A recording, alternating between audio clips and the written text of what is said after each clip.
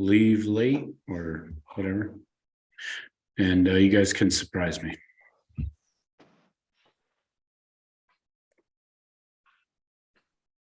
What do you think about taking next week off? Makes sense to me. I mean, there's not going to be anything to talk about. What's that? Really? Not going to be anything to talk about, really. Unless there's coaching Not changes. until after Monday, yeah. Yeah.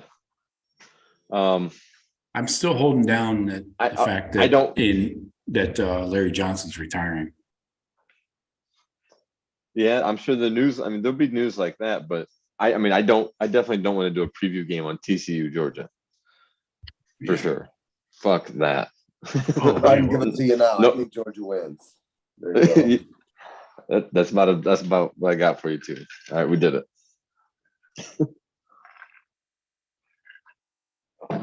I think we can wait 2 weeks. Repeat, man.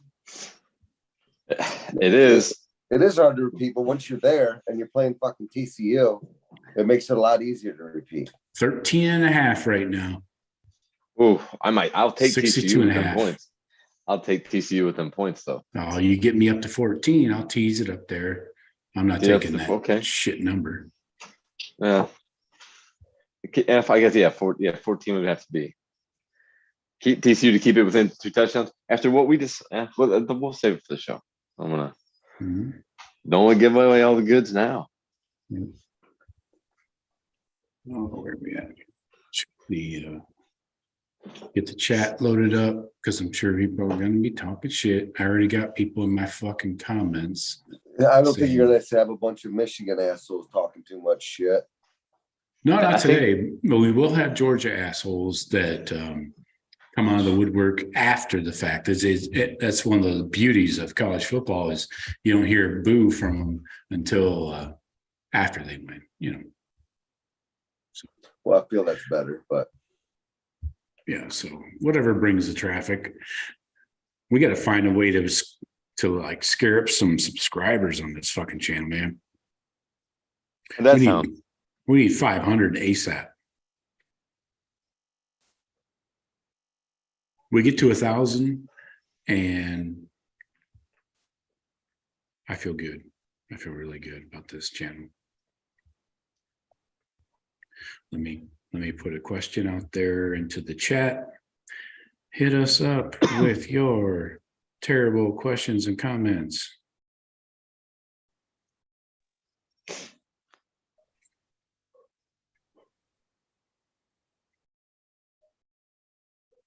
That was a quick holiday season, wasn't it? Fuck, it flew right by. Gosh. Especially if you spend it on the road, right? Seems like I drove up to fucking Asheville. That's 11 hours each way. Won't do that again. Yeah, I had a 10-hour drive back from Tennessee, 8 hours up, 10 hours back. I can't believe you hit traffic in Atlanta. That's surprising. On I-75, who would have thought? Yeah. I hit it at fucking Macon. I hit it at Atlanta. We hit it at Knoxville. Fuck, anyways. Yeah, I did fly by, though. I feel the same way. Like, usually I get this whole week off in between Christmas to New Year's, and I get to hang out, but it seemed like I was always moving. Didn't really have too many like days off. Nothing. I think I might go ahead and take a couple more days off. You should talk to your boss, see if he's cool with it. Make sure you're sober, though. Bitch. Make sure you're sober when you have that talk. Well, the only good news of it is I talked to Hodge, who was out in Glendale at the game, and talked to him the day before. I said, hey, if you guys fucking win, I said, and Ohio State wins, I said, I think I might want to go out to LA. He's like, well, I'm waiting for my cousins Nick and Johnny. He goes, because if fucking Ohio State wins, he goes, they'll buy a suite. $40,000 fucking suite at the thing. And I'm like, well, I'm in on one of those fucking tickets if that happens. Yeah. If I was in Glendale, I think I'd stay the week and just go to. I wouldn't even come drive back. over. Yeah. Right. I'll figure it out. You're coming. Was it 5 hours? 6 hours? I think, yeah, it's something like Yeah, 5. make a day of it. Come to the coast, have some laughs. No, I think I remember when we were driving out to the stadium back in 06. I think I remember seeing a sign that said Los Angeles. It was like 320 miles. Mhm. That That sounds was a right. long ass drive from fucking Scottsdale to the other side of town. One Oh yeah, yeah. That yeah. fuck. Why? Yeah, that's we have. I mean, we didn't know where we were in that city and where. Well, you had one interstate to get there, apparently, Yeah, and everybody else used the same one. apparently. I think that's a whole. I don't think that'd hardly be recognizable from when we were out there. All the fucking growth and shit, especially around the area. It was getting built then. It was. I mean, some of that right around the stadium was. Yeah. That shit was brand new. Those stores around there were brand new. Yeah. My wife was talking about going out to Phoenix or no, to she wants to go to Sedona. I'm like, well, we could go, we have to fly into Phoenix and we definitely should stay a few days in Scottsdale, you know? Yeah. Oh yeah. I'm like, then we'll drive our asses to Sedona, where the fuck that is. Sedona. Lost my wallet in Sedona. The nightmare. We have some cool little bars up here called Sedona. It's a chain, don't you got those? I see, you know, I follow that remember that one Buckeye bar in that little old town called Old Town Scottsdale where we hung out. Oh yeah. It was called the something blonde. There's the Buckeye bar we had to wait in line to get into. They were like charging. Remember that? Yeah. I follow them on Instagram or Twitter or something. I forget, but they still are. They have like regularly Ohio State alumni, like football players in there, and of course it's an alumni bar. But well, sure. And Scottsdale, while you're out there, you do a live fucking podcast and get yourself free porters. There you go. Yep. And maybe a round. Smack a few through what's his name's front yard? He's dead. Paul Harvey. And that's the rest of the story. Yeah, he did.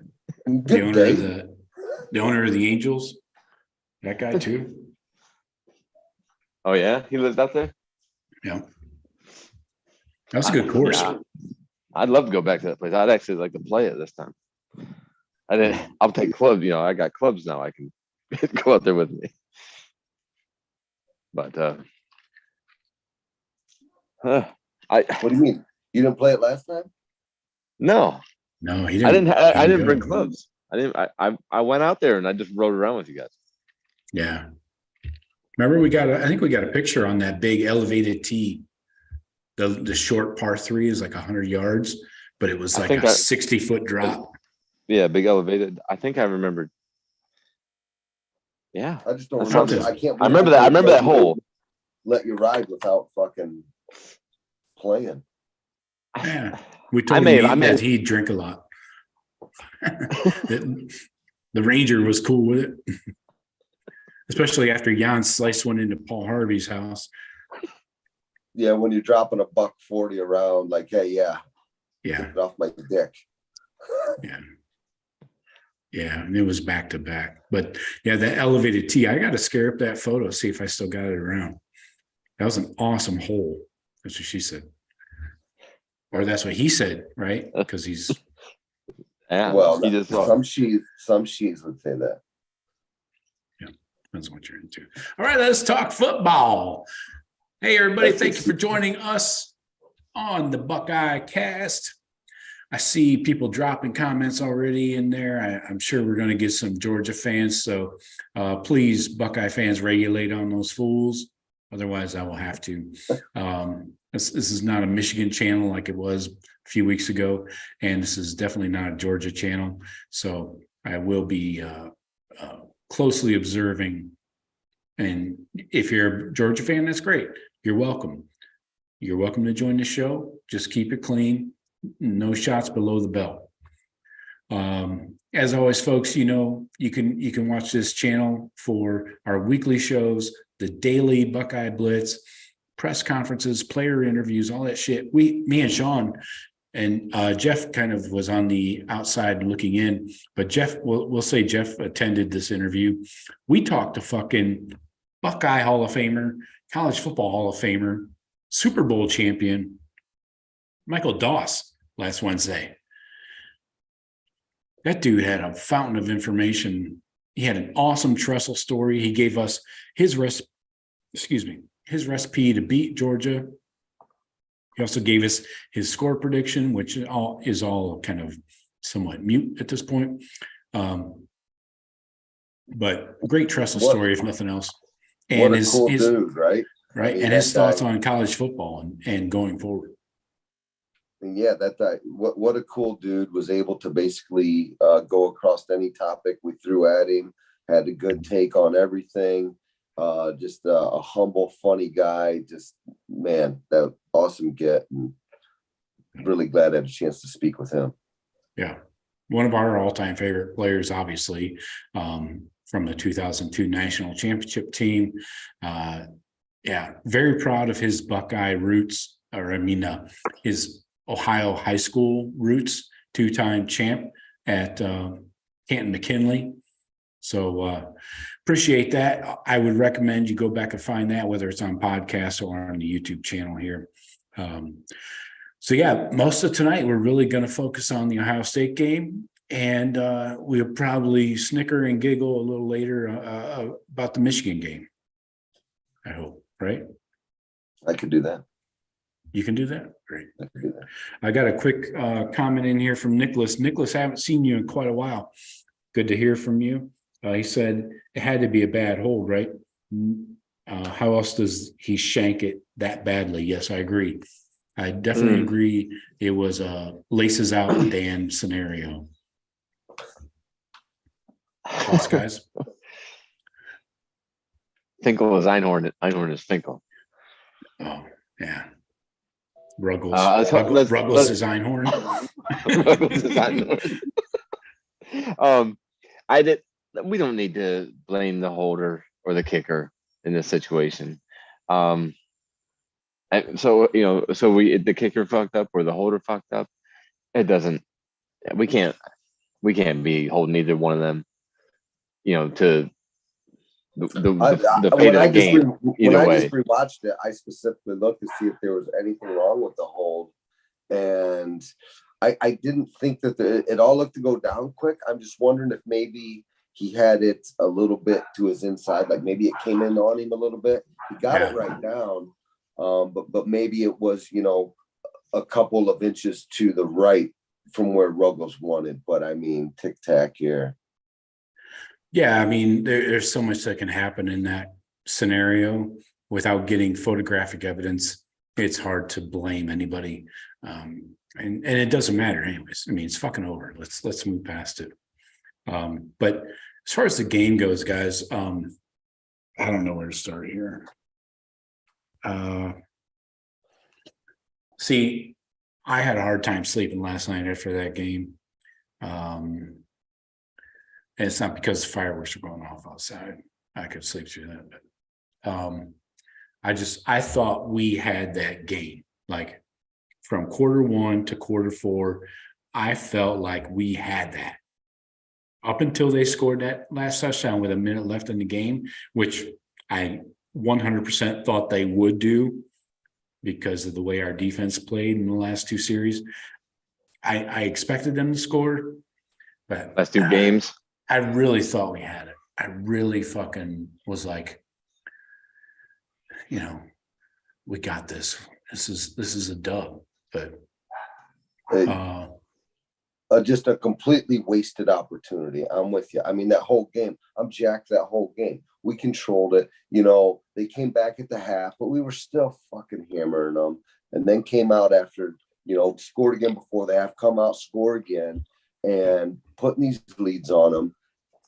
And just, I thought we were going to win. I probably was getting a little more worried when we kicked that last field goal of ours that did make it and didn't score a touchdown there. That I knew that was trouble. On the targeting, on the Harrison targeting? Yeah. which, I mean, I don't know if you got a special segment cut out for that, but I just need some things explained to me there. So there was no targeting. Okay, I can get they didn't call that. That's fine.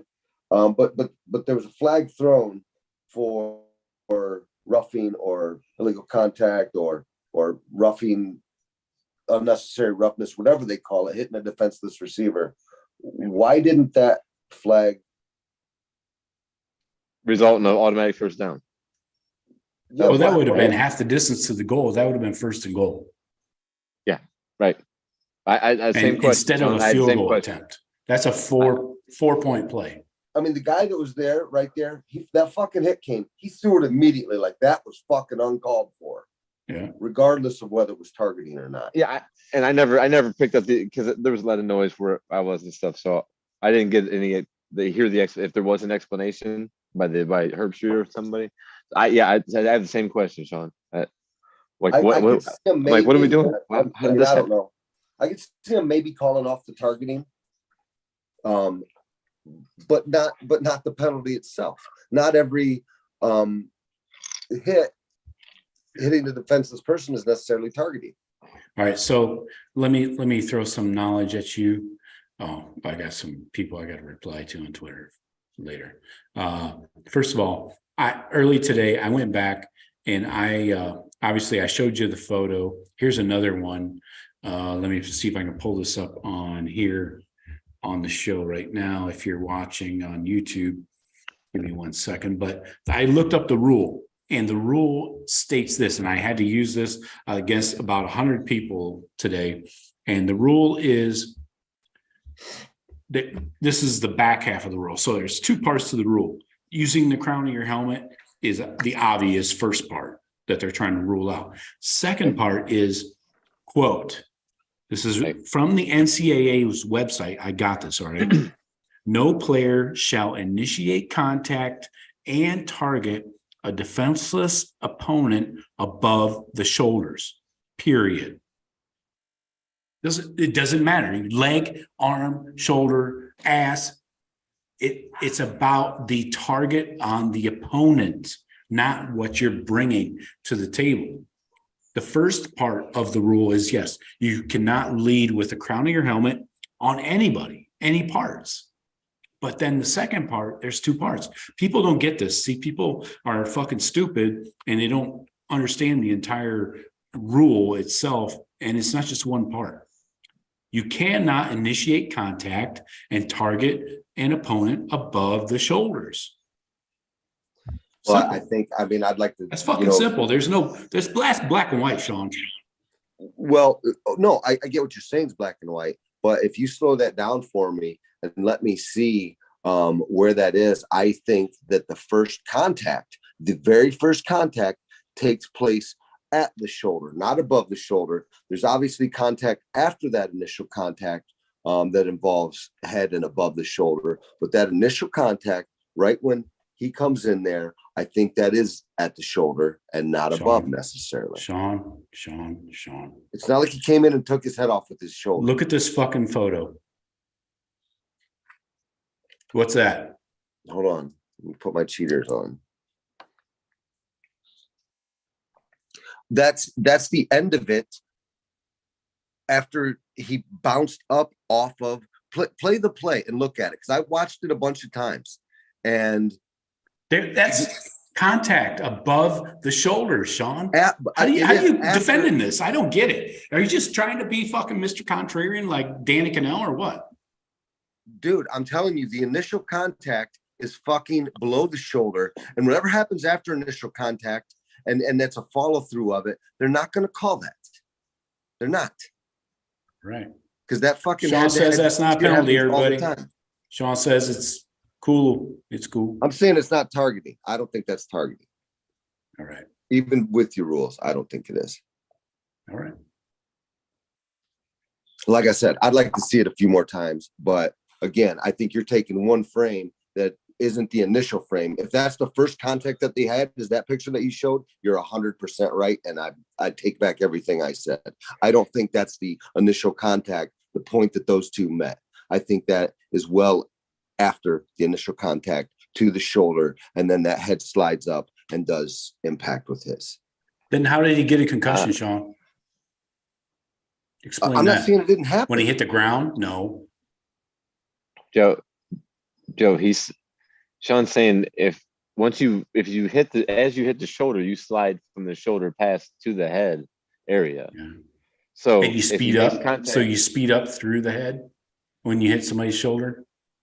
That's what happens. I don't think so. That's bullshit, Henry. Call you out on that. That's a terrible tape. As far as you're concerned. Yep. That's all that matters. Well, okay, Joe. Right. So Joe, my question off of that play, just to kind of bonus, there was a flag thrown. I never heard an explanation of what happened to the flag because it was fourth down. Ryan Day said after the game that the ref told him there was no contact to the receiver's head when they replayed it. And obviously, we just disproved that with multiple. I've seen multiple angle photos. Yeah, there was contact to the head. Yes, and we have seen less called targeting. My point is, if forget about consistency because there is no consistency. Doesn't matter if it's NFL, college, high school, whatever. No, I still think it was a penalty. You're misunderstanding that, Joe. I think it was a penalty. I don't think it was targeting. I think it's defenseless. It's unnecessary roughness. Yeah, basically that defenseless, whatever they call it, where you blow a dude up that you shouldn't. It's fucking, he's sitting there. He's in a whatever position. He's a defenseless guy. And, because a lot of times you get personal fouls, and then it's decided. That's what it would be. Personal foul, but is it also targeting? I mean, that's usually what they do. They're just it's a personal foul, definitely, and that's what that guy called. And then let's look at the tape and see if it's targeting. That's how that's done, and I've never seen it. So again, I don't know how that got waved off. Well, again, they called targeting. They didn't call unnecessary roughness. So if you only call targeting, like it's like third degree murder, you're only charged with that. So no one should ever really call that. You just call a personal foul, and then you let the fucking booth figure out if it's targeting or not. Exactly. That's how it's typically handled. But again, these are Pac-12 refs. They're not used to football. So let's focus on that was a fucking killer though. Oh my God. In more ways than he missed the entire fourth quarter. You think that would have had an effect? Right. We never saw him again for sure. I never saw him with a helmet on even. They probably took it away. They took it away. Did they? I was trying to look and see his hands, but they never showed his hands. But they took it away. He couldn't go in. Yeah. And an abundance of caution. And I said that to everybody I was watching the game with. I say we'll do the right thing and sit him out the rest of this game. Because they might not take him back to the hospital or whatever else, but they're going to sit him out. I just knew it looked bad. Harrison spoke after the game. He was part of the post-game press conference. Seemed just fine. He said he was fighting to get back in, and he understands the situation. He did not seem at all like on Queer Street or anything, and he just they wouldn't let him out there if they thought he was. He's not an idiot. The kid understands, like, if they take your helmet away, you obviously can't go in. So whatever reason, they put him in concussion protocol. Whether he had one or not is debatable. That's what you're saying. Yeah. Maybe he just didn't do well on those tests that they do inside the tent. Who knows what goes on in there? I've been in tents where weird stuff really goes on. We all have, right? Maybe not. I don't know. You just did me back to back when we were growing up, bro. I went to Woodstock. I know. Woodstock 93, 94. I think it was 94, actually. You might have been there a year early. I almost stayed there a year later, but yeah, that was a hell of a time getting you out of there. Glad we made you drive home. Smart barrels are a motherfucker. Hallucinating. Right. Unfortunately, I was 15 and couldn't make the trip with y'all. Would have been cool if you would. Yeah. So let's talk running backs. All right. Or let's just talk about this. Yeah, where do you want to begin? We're gonna work our way to the defense. Defense is not out of kill shot here on today's show. So I'm gonna try and keep an eye on the chat. Oh my God, we're getting slammed. Here we go. All right, let's catch up on these chats. Oh, a bunch of people I never heard of before. Ryan Day said he would buzz LOL. I'm sure this guy's a great take. Ryan Day said he would play this game wild. He never said that. That's a misquote. Not hold back and be overly conservative. But then the chicken shite didn't go for the meat. All right, that's enough. Not reading any more of your comments because they don't make any sense. Oakley Farmer. I didn't know you could buy Oakleys from a farm. Great game to the Ohio State, but now can y'all please say Stetson belong in New York? Passing game. I don't care if he went to New York or not, Oakley Farmer. No, it was not a clean hit. No, it was not. You're wrong, Oakley Farmer guy. Anyway, Tyrone, my guy Tyrone. Since 2020, we have lost to Bama, Michigan twice, Oregon and Georgia. Sick of losing big games. Yeah, if you notice, Bama, Michigan, and Georgia are top 4 teams in the country.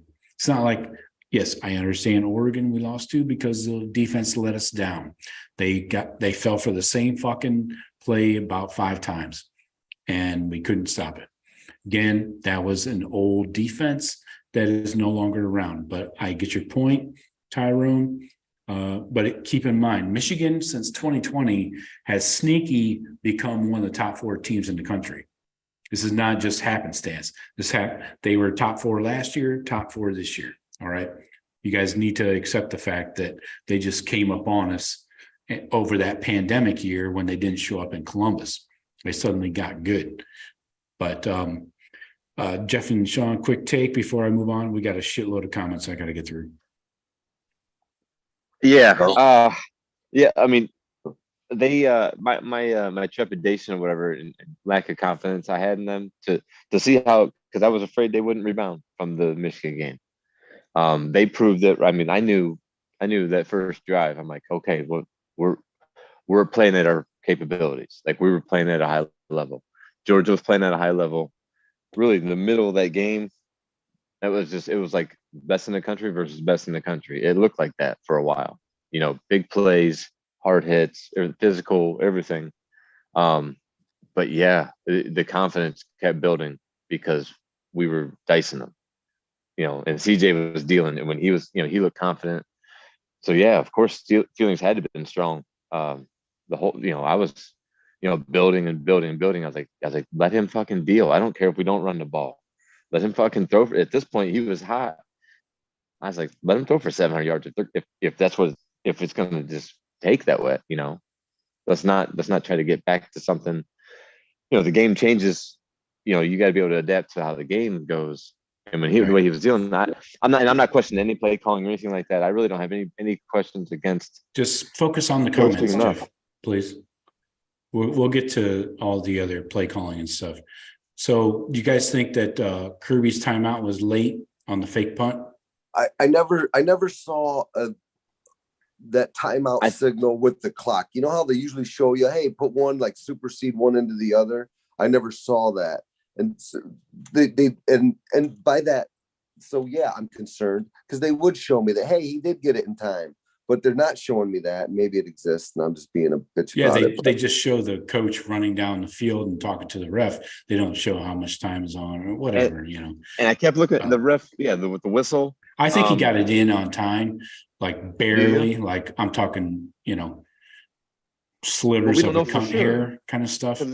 It's when that whistle blows, when it's not when he's yelling. The ref. To Oakley Farmer's comment here in the chat, the ref was just slow about it.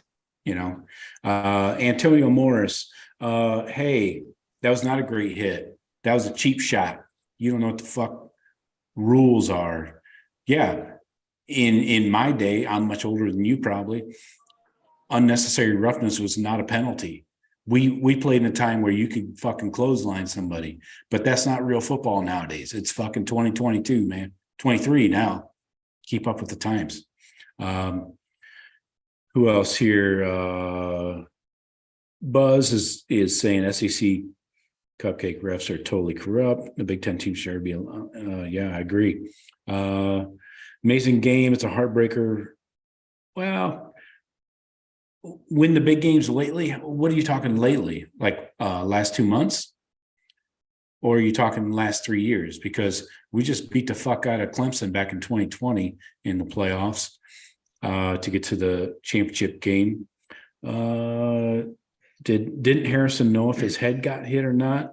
I don't understand that question. That doesn't make any sense.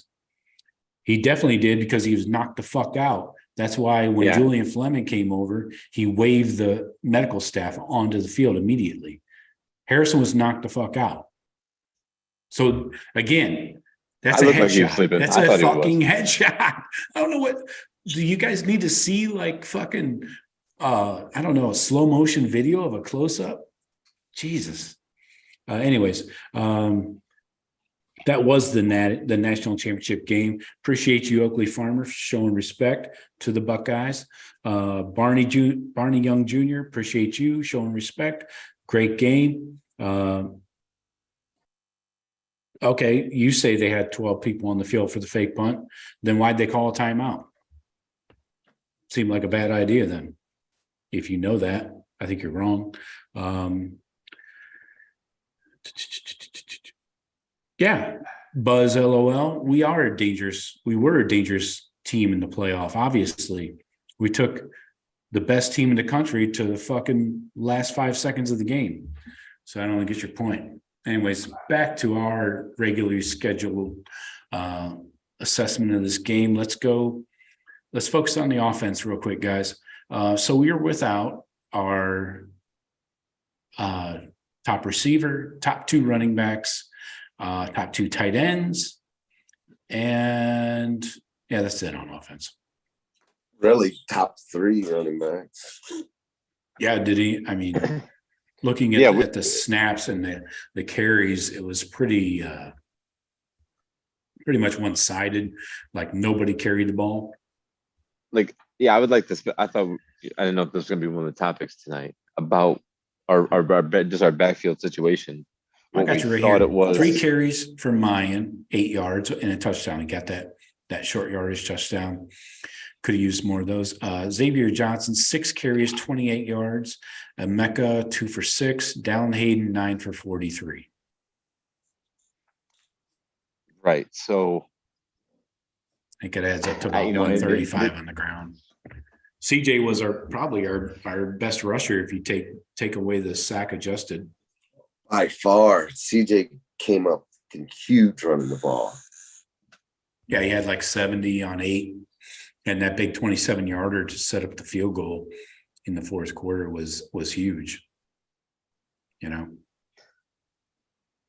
Yeah, I did not hear an explanation if there was one or anything about Chip Trainum or why Mayan didn't really play the second half.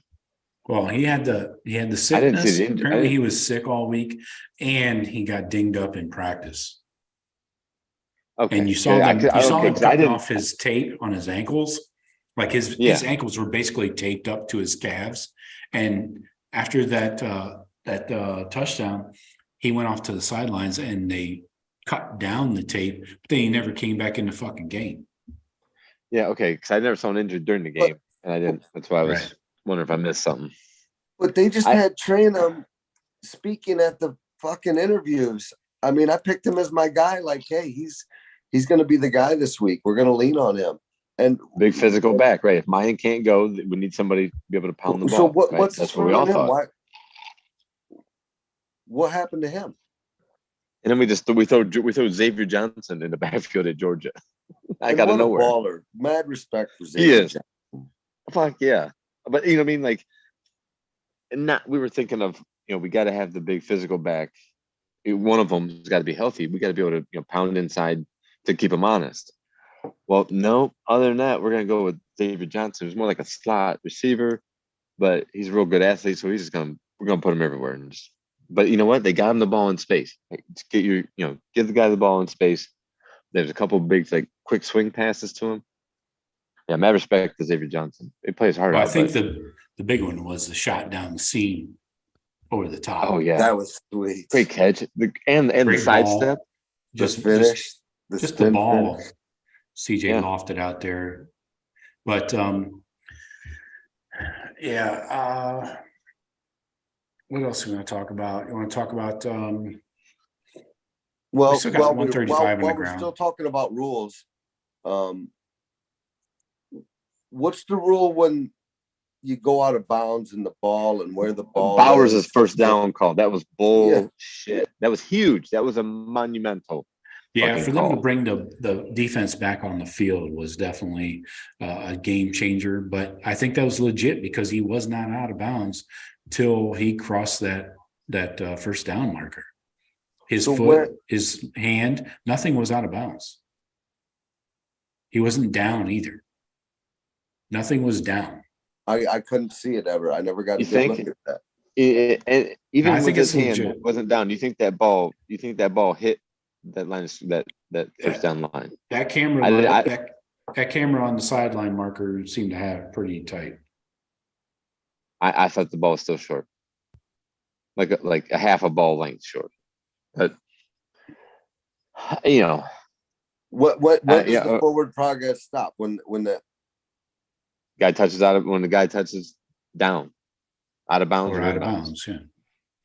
He wasn't down. It's like or out of that. It's like bounds. I that mean, plane. that- Yeah, I that can't line argue of that scrimmage call. does. so The line of scrimmage does extend picture forever. this. Say I'm running down the sideline and I dive 8 yards out of bounds. I get all that. Nothing's hit yet. Yeah, Depends on where the ball touches out of bounds, yeah. It's not about crossing a line or an imaginary plane like the goal line. It's not the same. It's about where you touch the ground. All right. So offensive line, I got to say, that was a great fucking night. I know they gave up 4 sacks, and typically you wouldn't say, oh, that was a great night for the offense. No, but I'm not sure that Jalen Carter played. Did he play? Did you guys see him on the field? he was sucking a lot of wind when I saw him. Yeah, he might want to get in shape. O-line played great. Kept CJ upright, at least out of trouble. And CJ was able to roll, get out of trouble, scamper, take his 5 to 7, or at the end of the game, take his 27. I got no qualms. Paris Johnson got worked by a true freshman on a critical sack, though. He did, yeah. That gave up his first sack ever. I know, that's I was like, how? No way against a freshman. It's a bad time to go up that first one, right? It's been a couple years, right? But he hasn't had one. Yeah, but you might say like in 5 years, like, look who he gave his first sack up to. Look at what that dude's doing now. At the next level. Right. You're giving up 4 sacks to Georgia. Yeah, it is the preeminent defensive factory in college football right now. There's in pros, a lot of those guys, a lot of pros on the field. So you're going to give up some sacks. Hopefully you're probably. I think you're okay giving up 4 sacks. You're hoping they're not at the most inopportune wrong times, and one of them happened to be.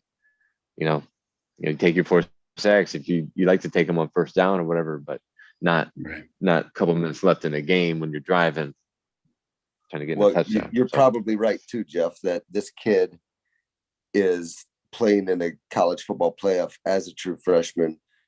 He probably is some freaking stud that's gonna just be a menace for a couple more years. Yeah, they have a bunch of them. I'm just assuming he's probably one of their higher rated recruits. They have a ton of them. Just taking a shot in the dark there. Yeah, in the chat, James Williams, that was not a clean hit. I know it's not touch football, dude. There's a big difference between touch football and rules. You got to fucking brush up on your NCAA targeting rules. So he's saying it's not a clean hit, so he agrees with what's in the glass? Cognac? No. Weller Special Reserve. I'm a bourbon guy. I don't go with that fruity shit. Tyrone, I agree with you. Thank God Michigan lost. Antonio Morris, again, you don't know the fucking rule. You don't know what you're talking about, man. Go read it. Get back to me. So let's continue on. We lose Cade Stover early on with that shot to the back. He landed on his back. I hope he's okay. He's got to stop hurdling people. It's probably not a good recipe for a tight end. G. Scott wasn't even suited up. So again, we're without top two receivers by the time the fourth quarter rolls around. We're without JSN, Marvin Harrison. We're without Travion Henderson, Mayan Williams. We're without Cade Stover and G. Scott. Rossi's over there with the black eye. Was that Rossi or Roy? Those two guys. No shit. Rossi. He got somebody poked him through the fucking face mask. How's that happen? Okay, he got smoked, man. I mean, another cheap shot. Up. Another cheap shot. 22 for like Georgia. I'm calling that fucker out. Who is that? What's that guy's name? That guy's a cheap piece of shit. They should have got him off the field, man. Cheap shot taking motherfucker. I'm not going to let that go. I don't remember. Anyway, O-line played great. Defense, let's talk about defense. Got the job done for the most part. But again, the big plays, man. The big plays are the problem. Would McIntosh go for 70 on the ground for McIntosh and 56 through the air. And the touchdown pass or the catch he had. Milton had 3 for 26 yards and a touchdown. Dewan Edwards, 58 on 8 carries. Bennett, 5 carries for -6. That's probably a sack included, I'd imagine. I don't know. A big A in the categories. Containment of Stetson Bennett hurting us on the ground. I thought they did a great job. That was part of. I'm sure that was part of the game plan they focused on. They executed well. And Ladd McConkey was not a factor. Fuck him. Fuck that dude. I hope he knocks his 2 front teeth out. Oh, that's it. Well, it'd been nice to cover him on the fucking 2-point conversion. That also changes the whole fucking. You're gonna let that little gimping ass fucker get open on the 2-point? Yeah. I'd say the Arrington Smith catches were more damaging. Again, I'm not sure. This is another Ohio State defense scheme issue where you have Lathan Ransom lined up on a receiver who's running a 9 route. No, I liked it better when you had that Arian Smith, fastest guy on their team. How many times are they gonna fucking say that? And you got Eichenberg fucking turning around trying to cover him down the middle of the field. Yeah, right. And he was a step behind him, just a step. Like Eichenberg played it as good as he could. But what the fuck is he doing it there? Of Tough Borland covering Devontae. Right?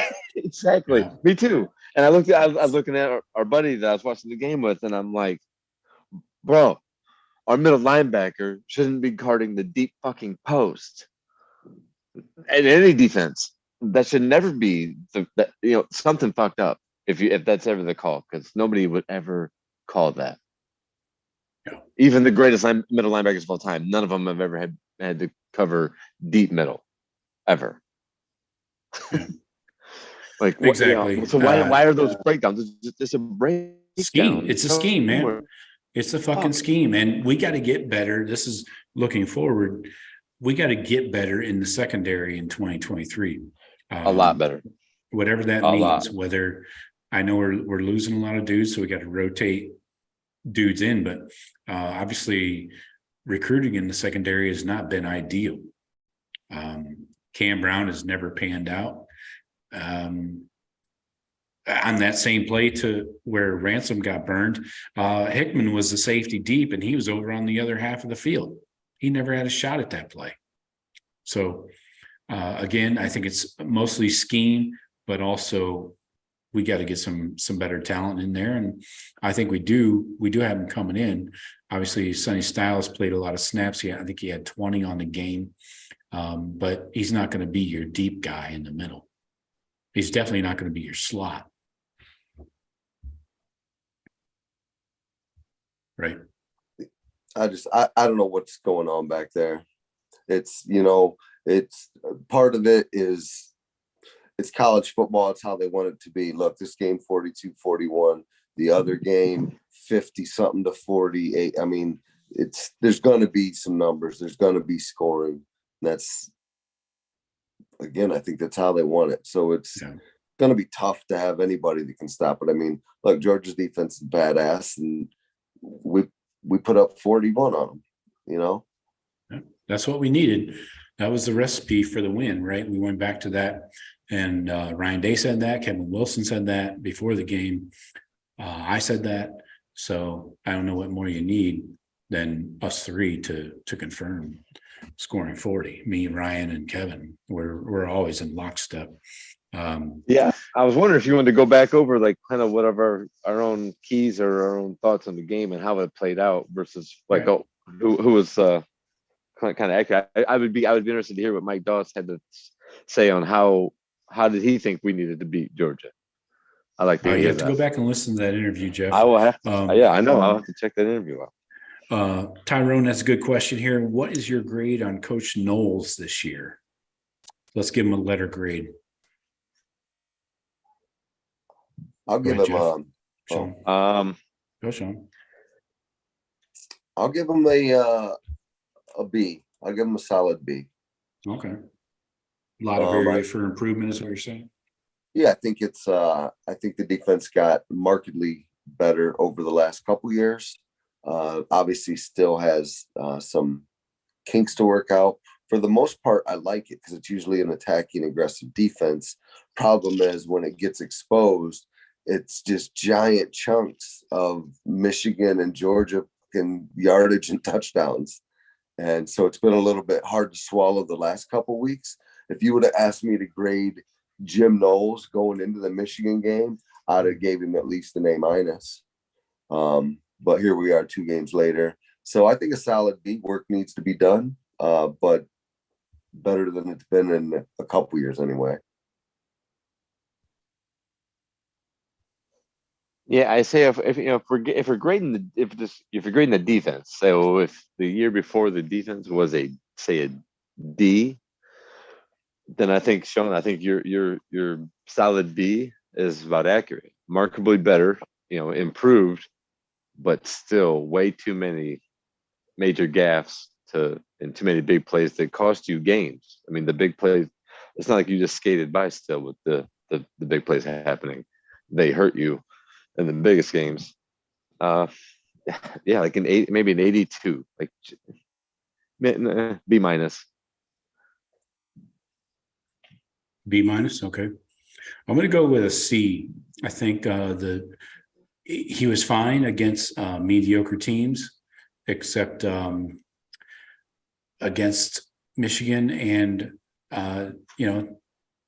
Georgia, teams that can dial up big plays.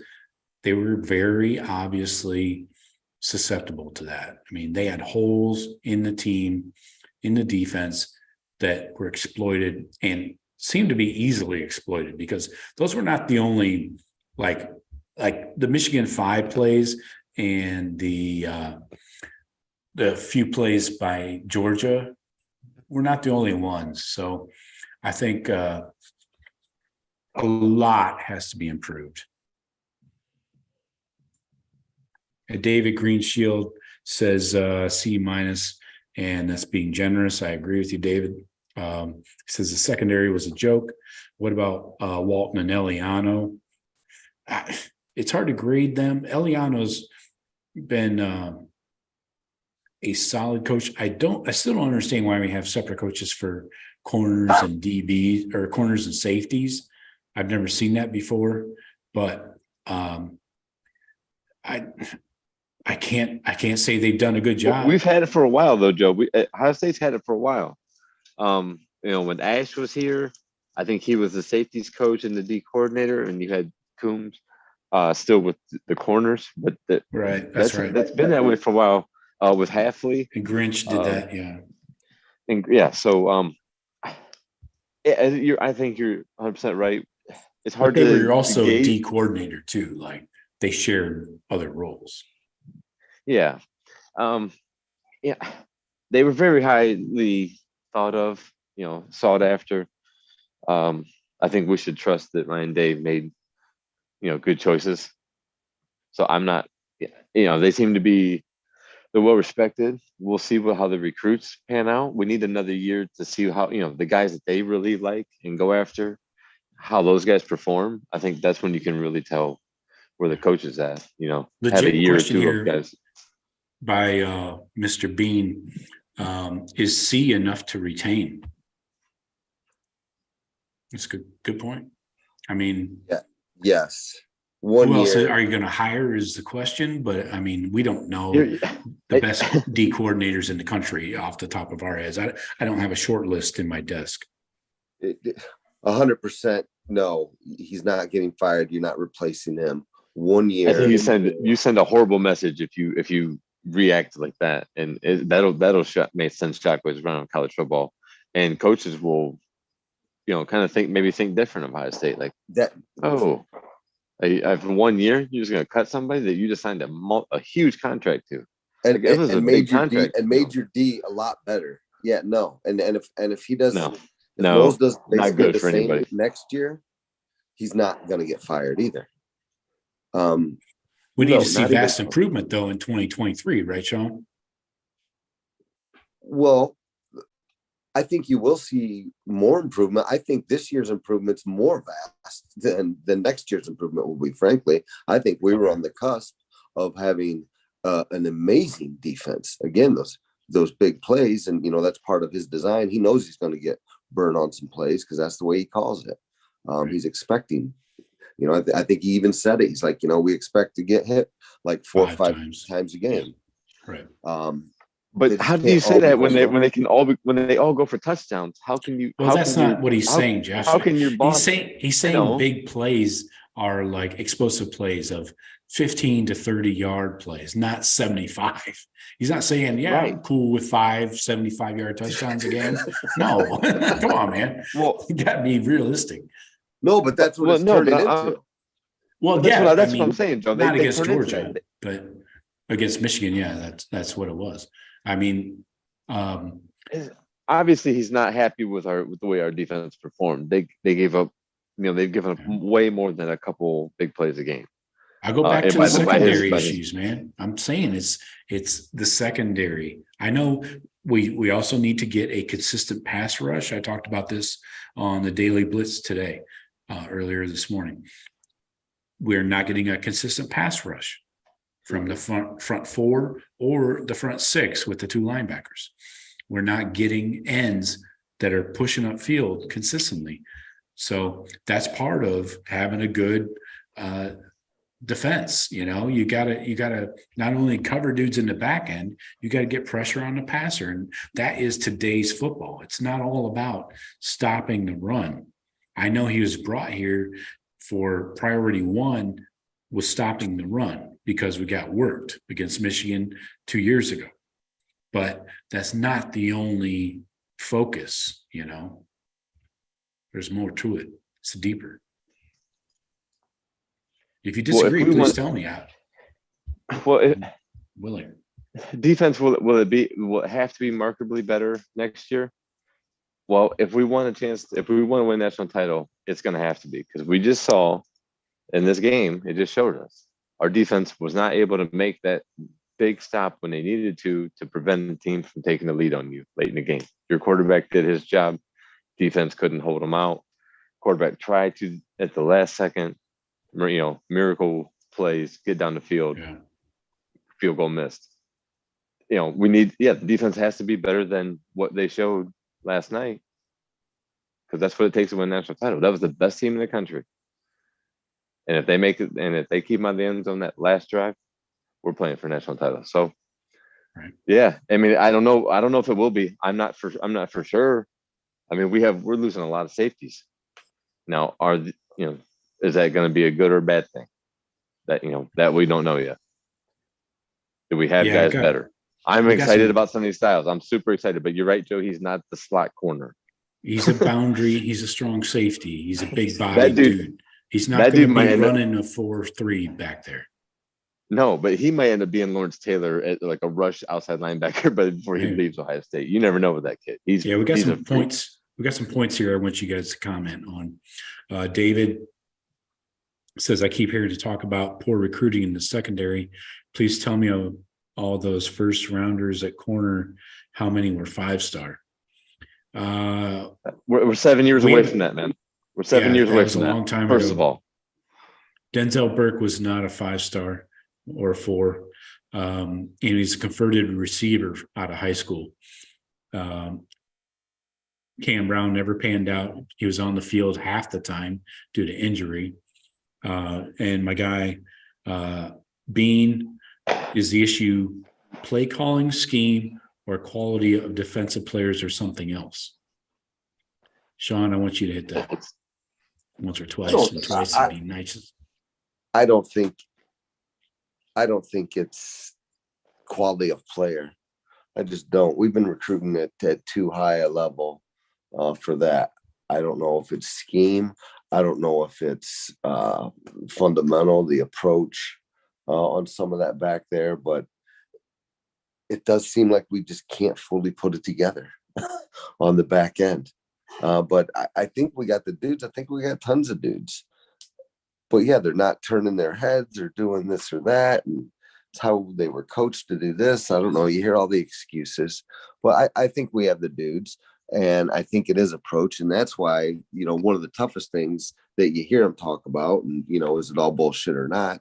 None of us would know. But, Jim Knowles' defense isn't that simple. And I think he kind of kept it a little simple this year because it's so tough on the back end. He had his guy McAllister that he, was more comfortable with, had been in it for a while. But I feel like it was not the full package that he wants to put in. So maybe it gets better, but I think it was probably scheme. Okay. Well, let me point out some player issues then, just to pile on with you. 2019 class, we had 0 corners. 2020 class, 0 corners that are on the team right now. We had Ryan Watts come in and Legend Cavazos.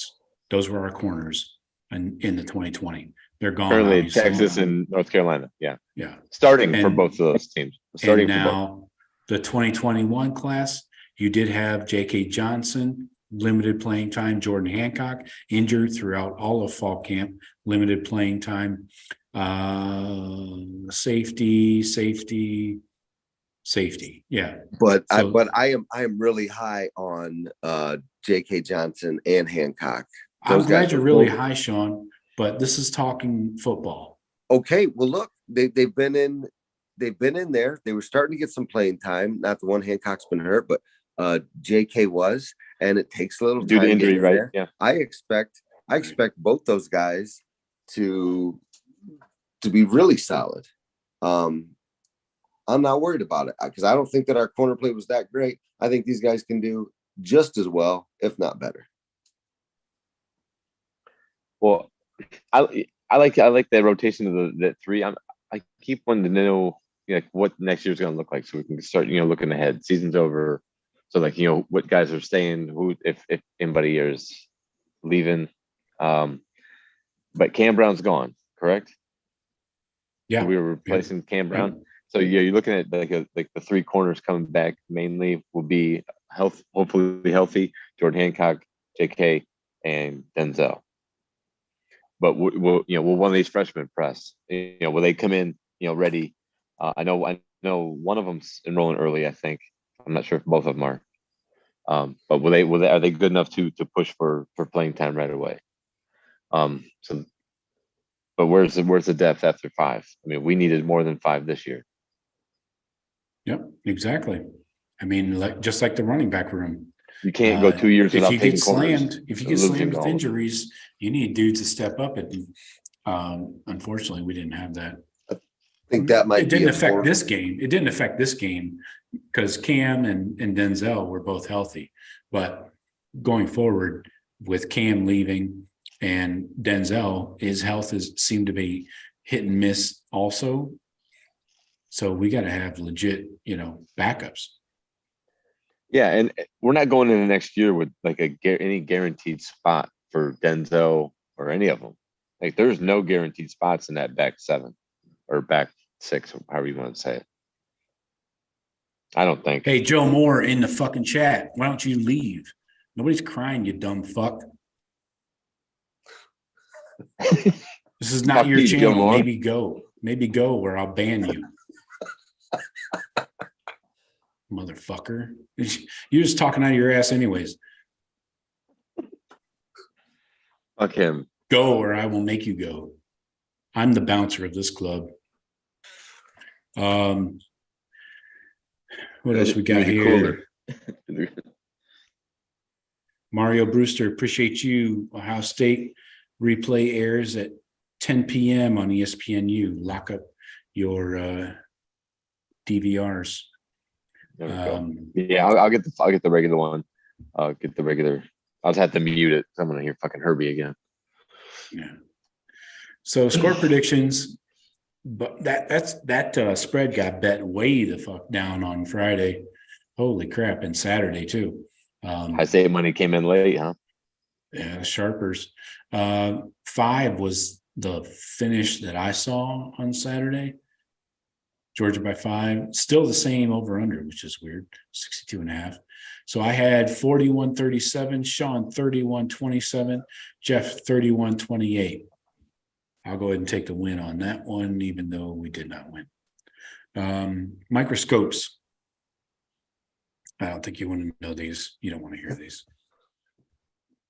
I already told you my train was my one, wasn't it? Or actually, I had quarterback, 3, but Trainum was my backup.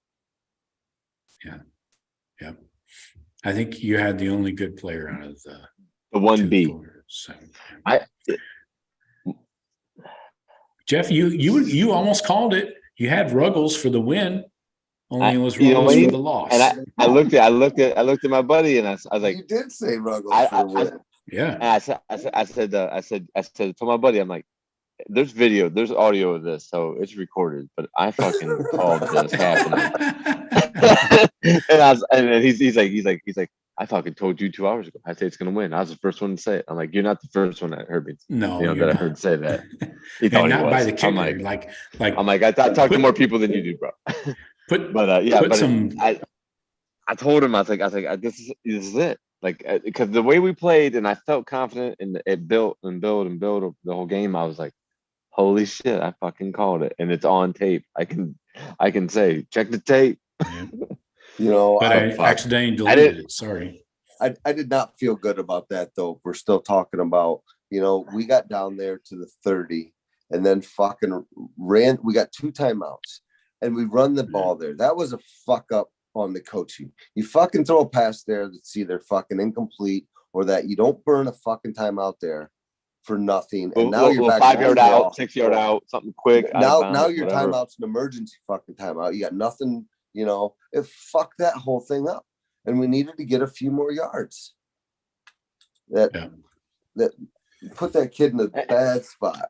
Yeah, you can't. If you leave it, like I said, if you're leaving a game up to a 50-yard field goal from a kicker, you didn't do what you should have done earlier in the game. You should never expect a 50-yard field goal. Right, 42-yarder, 38-yarder, sure. Oh yeah. A whole different conversation. But at the college level, especially, like it's a coin flip. I think you should if you say we can only get it, this is as close as we're gonna try to get it, we're gonna play conservative. You're pretty much saying I'm willing to flip the coin. But then that whole series, they just fucking blew us up. Yeah. I hold nothing on the holder or the kicker in that play. The O-line was starting to crumble from the pass rush. From what I saw, the O-line they started blitzing more. They were sending linebackers because they didn't have to leave an extra safety back to double Harrison. Yeah, so they're like, fuck it, let's go. Yeah, they don't have their best weapon. Let's just pressure CJ because we knew. And again, I we not knew sure that if I was mentioned, effective. if I didn't mention this earlier, I meant to. We did not have a reliable number 2 option. I Now, thought Emeka played Emeka, pretty well. He I thought can't he get played open. pretty well. He can't get open consistently though, and Fleming definitely can't. And why is Jaden Ballard not ready to play yet? Where we gotta play Xavier Johnson, running back, and at the Z. I don't get it. I brought up Jaden Ballard's name when Harrison was out because I said he, he's not coming out back in the game. I said, but we have a deep threat on the bench, at least a guy that we can send. I said he doesn't have a lot of experience, but I said Jaden Ballard is a dude. He's very highly thought of, has some experience, but he was a threat that we could have. You're right. Maybe could have thrown him in just to run some deep routes, pull the safety, let him maybe get freer in the middle. But what do we know? How he's progressed over these last 3 weeks? What has he been doing? What the coaches maybe we don't have any thought of how they're doing. I strongly disagree about Emeka, Joe. I think Emeka is wildly underrated and is an absolute stud. Look at this guy's number of receptions, just everything he's done. Look at the numbers the last 2 years. Emeka is the glue that holds it all together. Well, why didn't they go to him then late in the fourth quarter when Marv was out? It's because they doubled up on him. They took him out of the game, Sean. I know he had 10 targets, 8 catches, 112 yards, and a touchdown. I'm not saying you just said he couldn't get open. I'm saying we did not have a reliable number 2, whether it was Emeka, Fleming, whoever. I'm not putting a name on that. I'm saying CJ obviously did not have a reliable number 2 in the fourth quarter. That's why we only put up 3 points in the fourth. Yeah, yes, 3 points. I mean, you're so limited. You got no running back you trust out of the backfield. You got no tight end that you trust. You've got I mean, we were super limited, so they could. You're right. They could just absolutely sell out. And we had no tight end. Cade was out. In the first half. Joe Royer hasn't even played all year. He had 2 targets and 1 catch for 9 yards. I mean, you can't have Xavier Johnson doing everything if you're not willing to bring in another running back like Chip or Dallin and actually give them the ball. Then I don't know what you can expect. That offense is rather limited if you take Harrison, Mayan, Travion, JSN out of the equation. And if Jaden Ballard is not ready, even though he's at 3rd year in the program, end of his 3rd year, I don't know what to say, man. And no tight end. I mean, no Cade Stover. And Joe Royer had mono most of the year, and his mom died at some point during the season. So he basically did not play at all. We were out of options. I mean, that's it. You can only do so much, Oh, I'm with you. I said you're dogging on my boy Abuka, and that's my dog. I love Emeka, and I hope he does not transfer out. What? Well, I mean, you got to think too. What? How did that defensive secondary change with Marv out of the game? How things shifted with knowing that we didn't have the tight end threat, and they knew what personnel we were pushing out there. There's some of those guys that are like, oh yeah, him too. So they probably rotate a lot of shit to Emeka, so he probably did struggle a lot more at that stage of the game, just adapting to the first time Marv not being out there with him. I'm not getting as defensive as Sean might have about Emeka's performance. I thought he played great though. Yes. But yeah, when you name it, when you go in depth of who we really were missing, that's a lot of fucking dudes, man.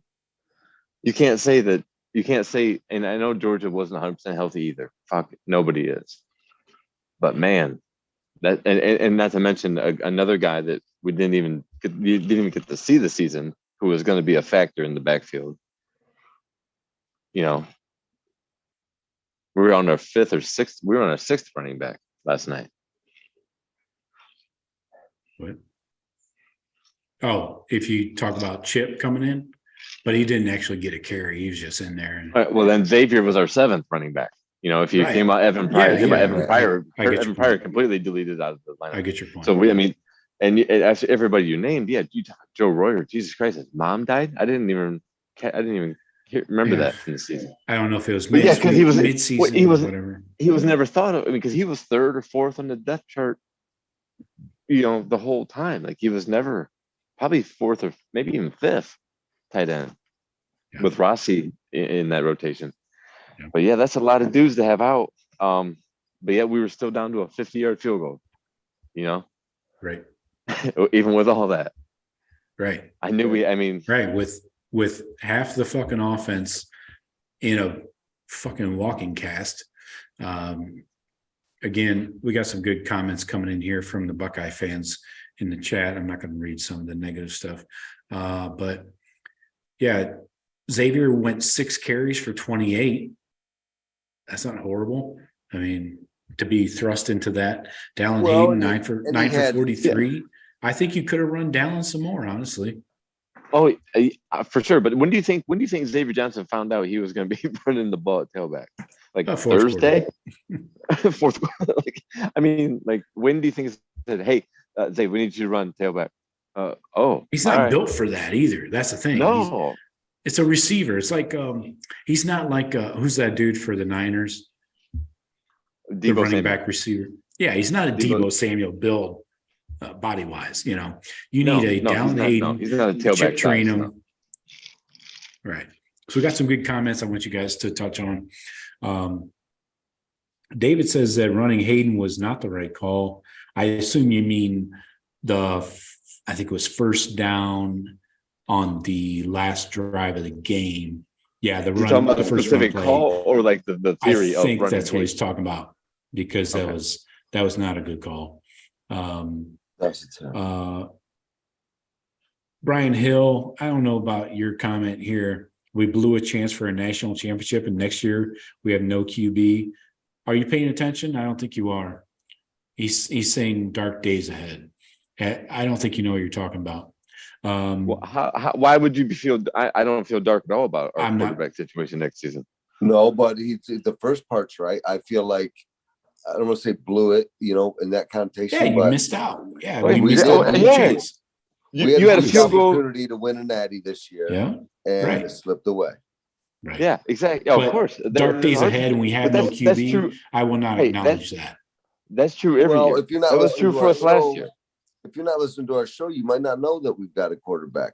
Exactly. I think we got 2 kids that are going to be just fine. Whoever wins that battle. David here in the chat is echoing what we said. Offensive injuries finally caught up with us. Only so many guys you can lose, of course. Yeah. Being down 2020 was kind of similar too. Yeah, and Xavier Johnson running the ball was not good. Yep. Brian Hill again coming in. Fire the secondary coach for sure. Which one? There's 2. And teach the defense how to tackle. Yep. I'm on board with that. If you go back and listen to my Christmas gifts I bought for the coaches, my Christmas Eve episode of the Daily Buckeye Blitz, I actually bought them a VHS tape of a Chris Spielman tackling video. I told them to put it on a loop in the Woody. So you do need to dust off a VCR in the attic for that. Anyway, comedy.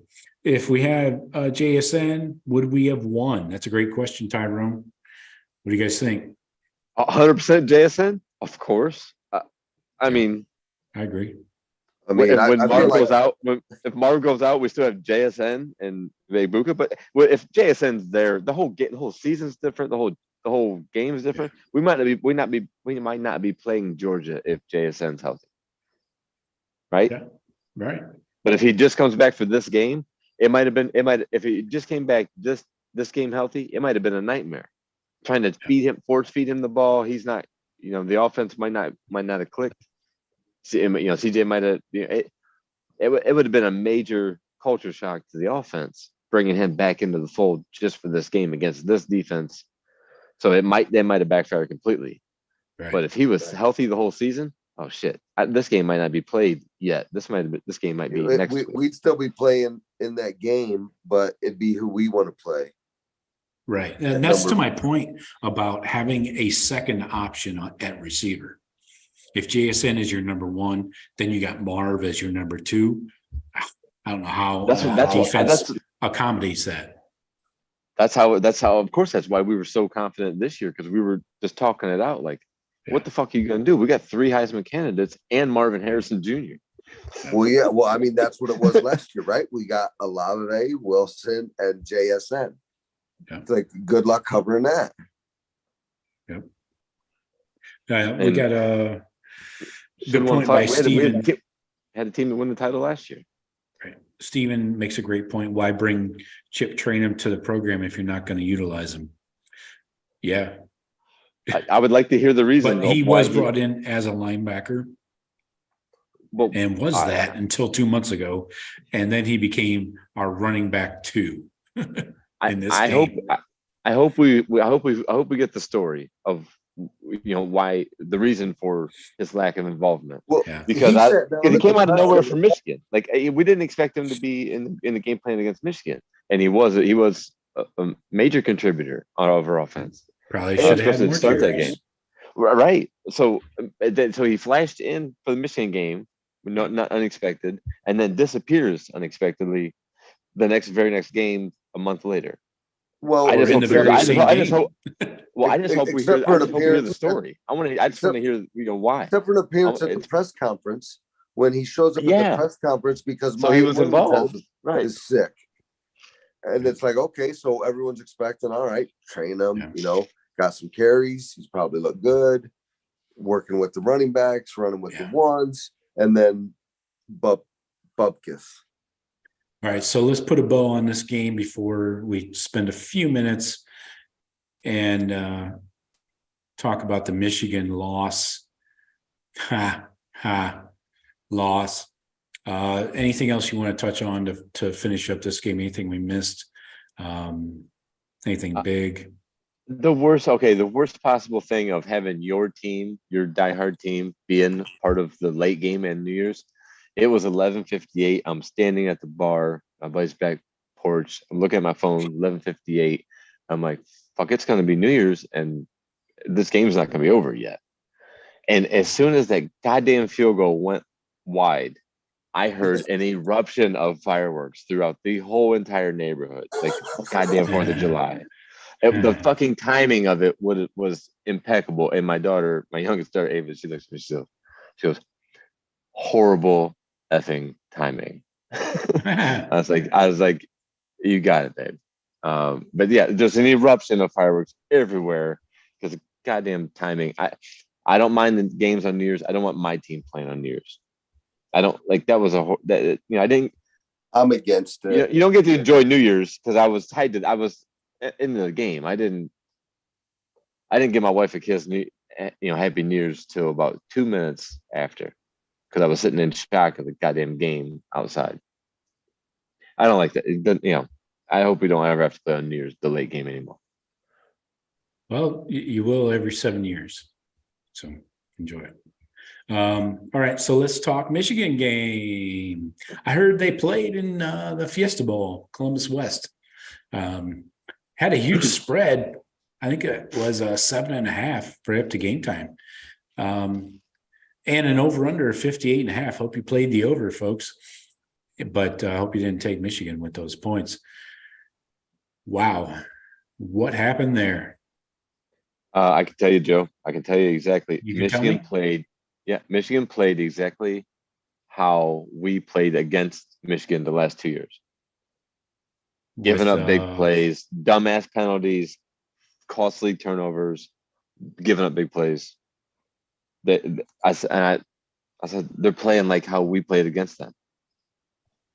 Like just too tight.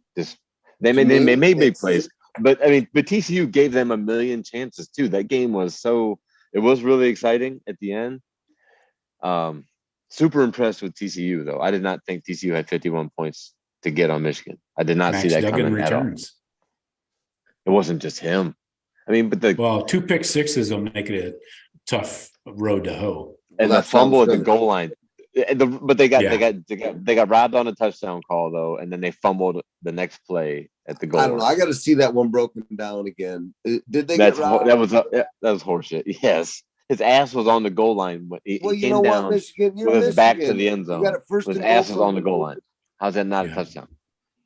I don't care where his ass is. Not Where's my the problem. ball? I mean, the ball is 4 inches.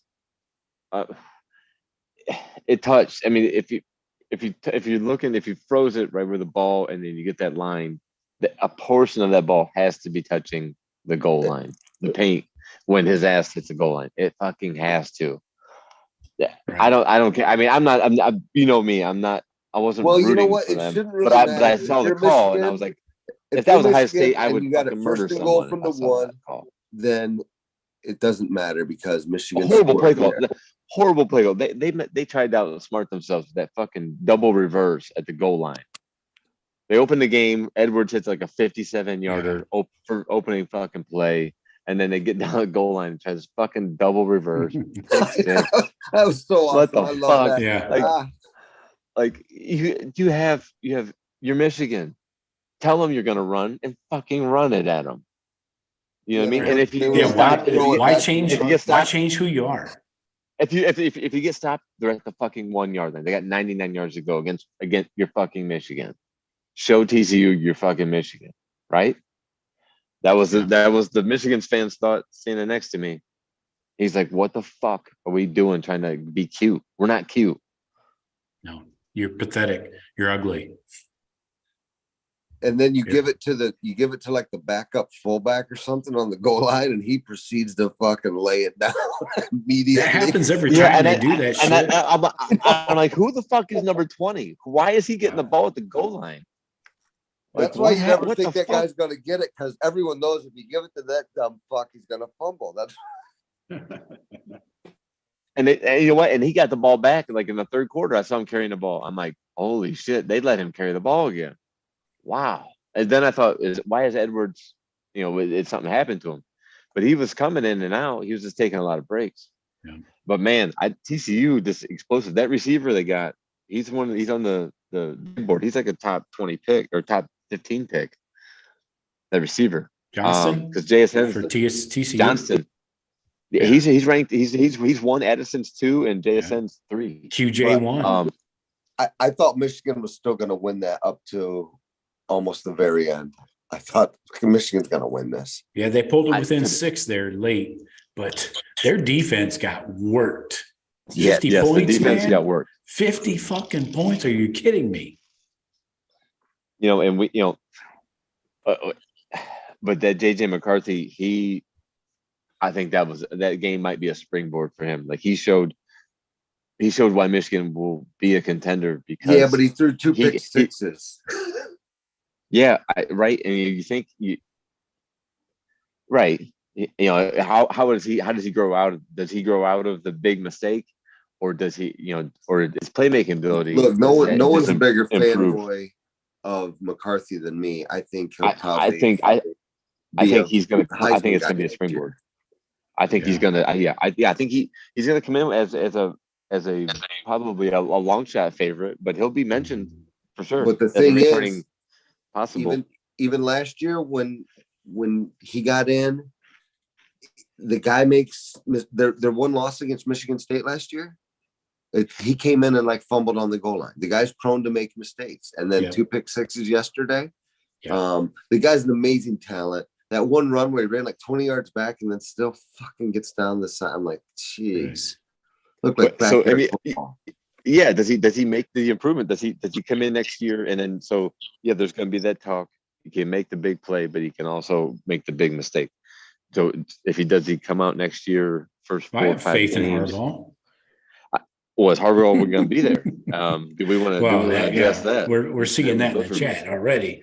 I'm seeing multiple people talk about Harbaugh and Denver, Harbaugh and Colts. One last thing, Joe. One last thing, I got a question we need to address before the end of the show. So remind me. Tyrone has a good question. I just wanted to say one last thing. Coming in, we're looking at next year already. We have a 2-time defending Big Ten champion with a possible Heisman candidate at quarterback, and we have Ohio State. You know, it's turned on us. We're not. That's not Ohio State that they're talking about in the Big Ten anymore. So we have to stay with them. They're ahead of us now. They inched ahead. Oh, so yeah. we gotta. Did I talk about this maybe earlier? inched ahead though, but I think national media and what just happened down in Atlanta. Oh yeah. Right, but I mean, but they're even with. I mean, they did the same thing we did. They got in a shootout with the top 4 team. No, but we kind of owned the game the whole time. They were playing catch up the whole time. And they were favored. They were the heavy favorite. We were the heavy underdog. Right. So the narrative, the narrative, we never get. Ohio State's never going to get the love. People are going to say, "See, Ohio State didn't belong." Yeah. The haters are, they're still going to. But anyways, we're chasing Michigan right now. We're going to come in with a new quarterback. They're going to come in with a possible Heisman candidate. And Donovan Edwards. And a studded tailback. Now, is our studded tailback? Is he gonna be on that level? Are we going to have 2 studs? But to me, the big thing. What are we going to have? What are we going to have in February, March, when or spring ball starts in late March, April? I got some comments I need to address. Go ahead, Sean. That was all I had to say. I just want to get in that. What's Michigan going to lose on the O-line? To me, is probably the most important thing, because that's what made them nasty. They could run, they could protect. They give McCarthy all kinds of time, typically. But they had a lot of guys return from last year's team, which is why. But I know they had like a graduate transfer, that Oluwatame, like fucking probably the best lineman in the draft, center, I think, or something. Total stud. He came in and pieced that thing together. But he's a graduate, and they're doing the same this year. Oh, they got another guy through the portal. Yeah, through the portal. They're like they have portal rankings now, and Michigan's leading. Yeah, and we're 117. Although we're 117. They're low on the recruiting rankings for this 2023 class. They're high on the portal rankings. But let me run these things by you real quick. Tyrone has a great question, and let's answer it in front of everybody. Are you live every Sunday night during the off season too? That's what we can be. If y'all got shit to talk about, I mean, I can rap. We can rap about anything. We might not have enough football talk or Ohio State talk to cover, but yeah, and you certainly don't want this to devolve into politics. No, this channel will change real quick. Yeah, I like to keep my good YouTube grade. Yeah, we're trying to have we're looking for a certain group of people here. Yeah, we got some solid dudes. We got Tyrone, we got David, we got Steven, we got who's that one guy? Brian Hill, new to the channel. We appreciate you. I will say this, Joe. I will say this: if you're new, if you're new to listen to us, I haven't seen her in weeks. Go ahead, Jeff. Joe, if I guess just to tell him that we probably not the whole off season, but we do cover through spring ball, leading up to the draft. We usually throw something in recruiting.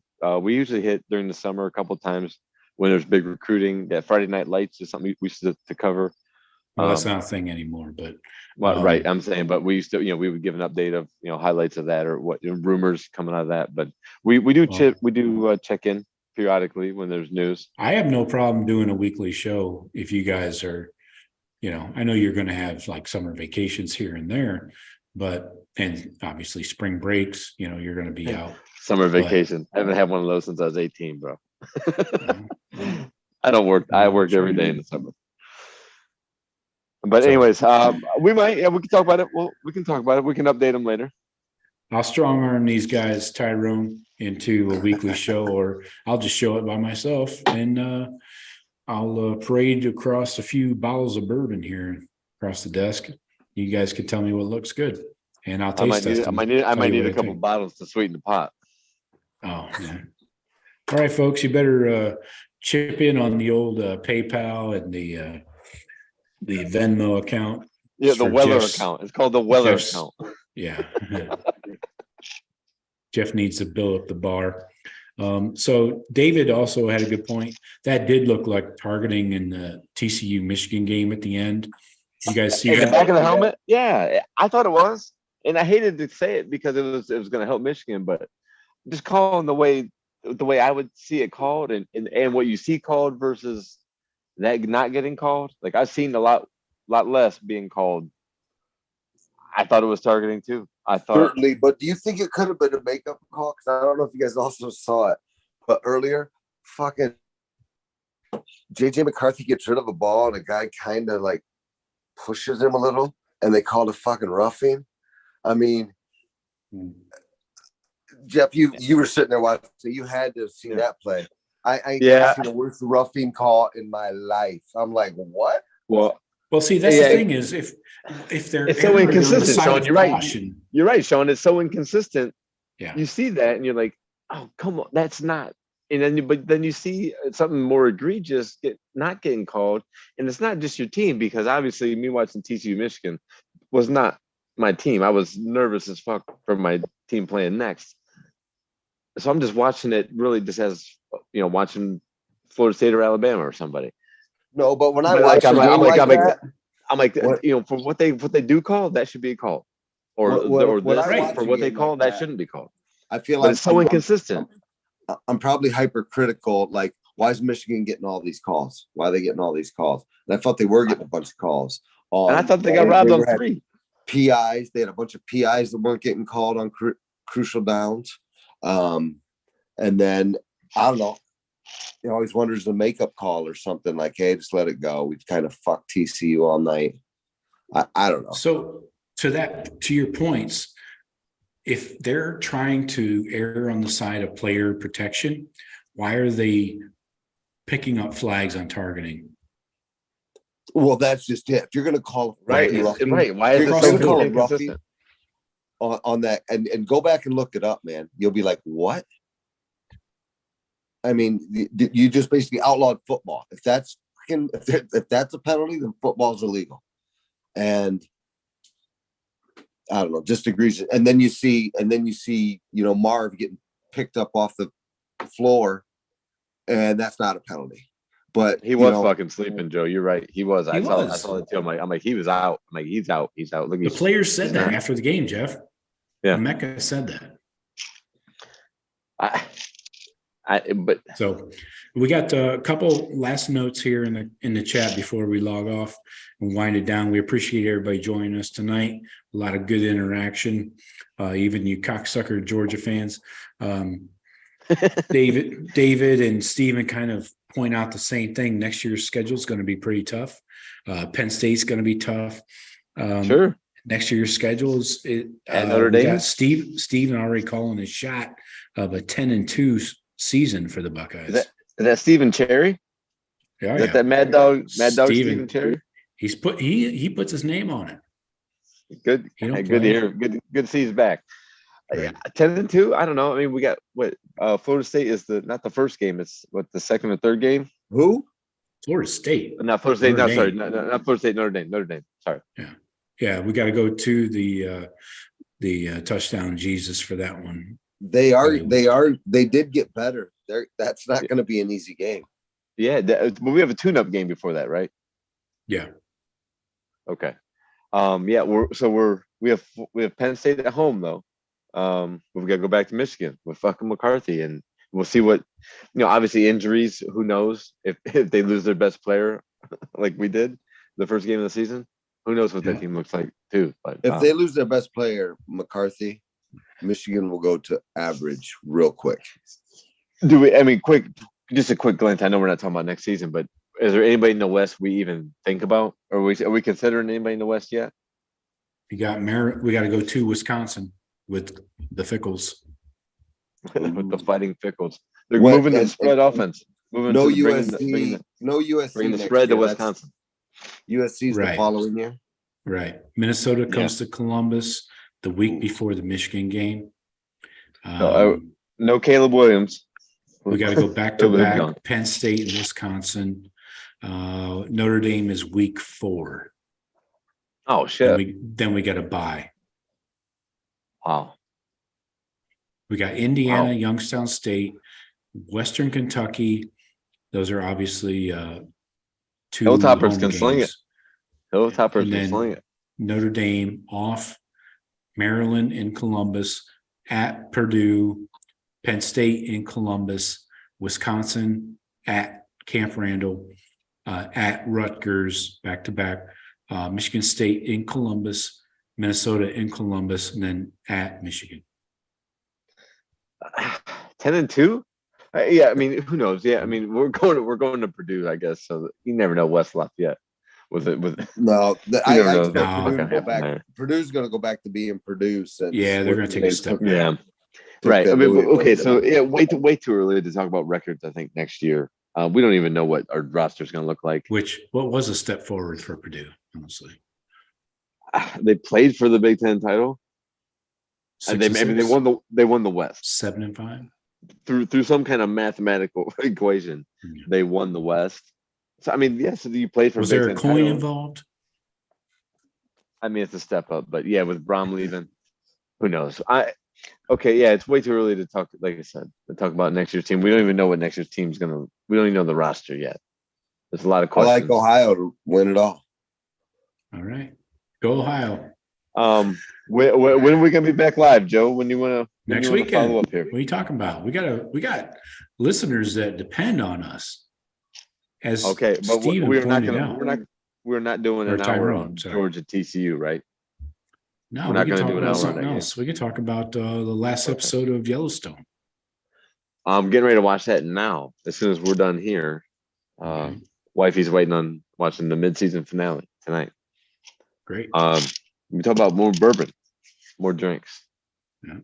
How about people call in or type in the chat about their favorite bourbon cocktails, favorite recipes.